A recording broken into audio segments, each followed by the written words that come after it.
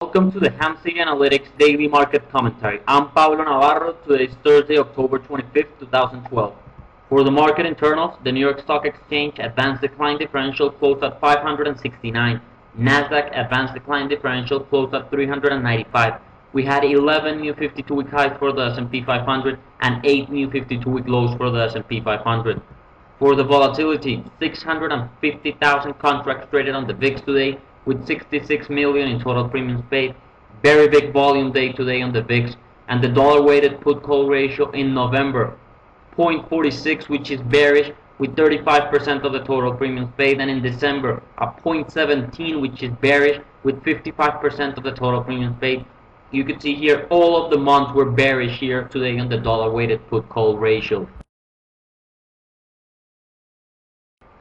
Here we have the daily chart for SPX. We have basically another outside day, and the important thing here we could see is that we were basically 4 handles up, but we were a lot higher in the day, and we sold off throughout the day. Not very bullish action here intraday in the market, as you can see. Right now I'm gonna go fast here to the futures, and because Apple and Amazon came out with earnings, and we are already down 10 handles for the day. Right now, 6 handles, 8 handles lower. We were as much as 10 or 11 handles for the day down. This is huge. Another big miss here on the big tech companies. If we go to the Nasdaq futures, here you can see them. Here we have the Nasdaq futures. We broke the 200-day moving average on the Nasdaq futures, and we are clearly going lower. Maybe we're gonna look at the targets now in a minute, but this is what we were expecting. Apple is still halted, and we'll get an update at 4:50 when it starts trading again. So let's go again to the SPX chart. Here we have the daily chart, and we were gonna open tomorrow a lot lower, which means we're looking for 1392. That is -3 sigma on the daily chart, and that's our target here on the downside. If we go to our moving average chart, we were looking for 1395. That is, of course, the 100-day moving average. That's going to be our last support here. If we failed at that level, we're looking at the 200-day moving average at 1376. Let's go now to SPY. Here we have the daily chart for SPY. We talked about yesterday the 139.8, 100-day moving average. That's the target we're still looking at here. And of course, with this miss of the 2 big companies, we are looking maybe even going lower.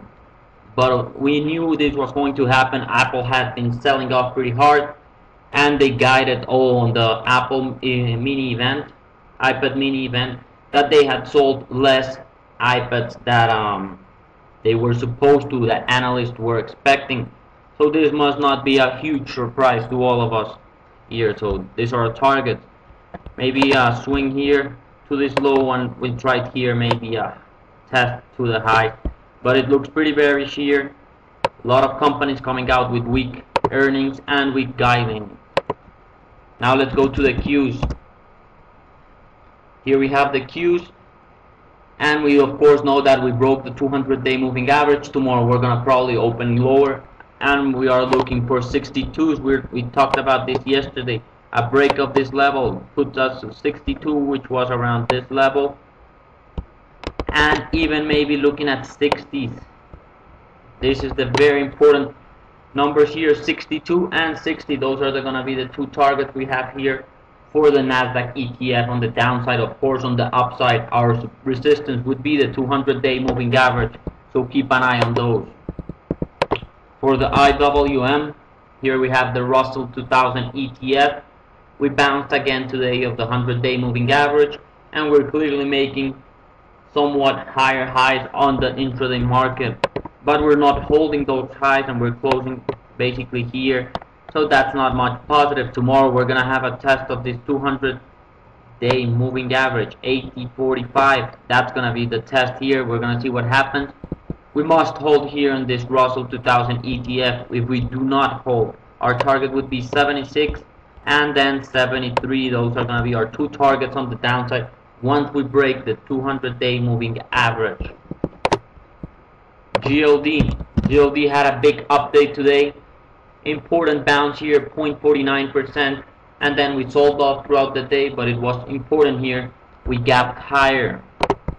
We're still looking for a test of this 55-day moving average at 167.40. Maybe try to short that to lower prices, make a lower low, even go to this 161 level.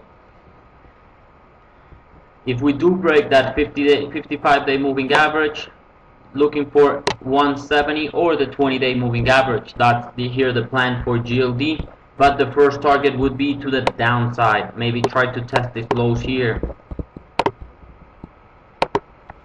Last chart we're gonna look at is the VIX.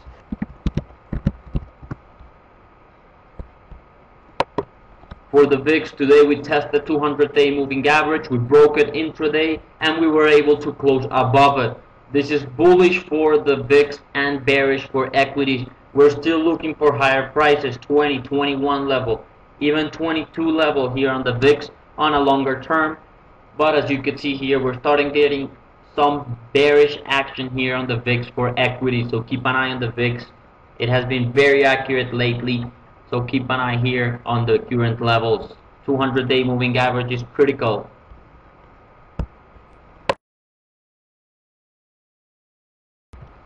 We have a special offer by TradeStation. Get your Hemsig Analytics proprietary indicators paid by TradeStation. Contact Active Traders office in Chicago, Peter Albino, at the number listed below. Have a great day, and I'll talk to you tomorrow.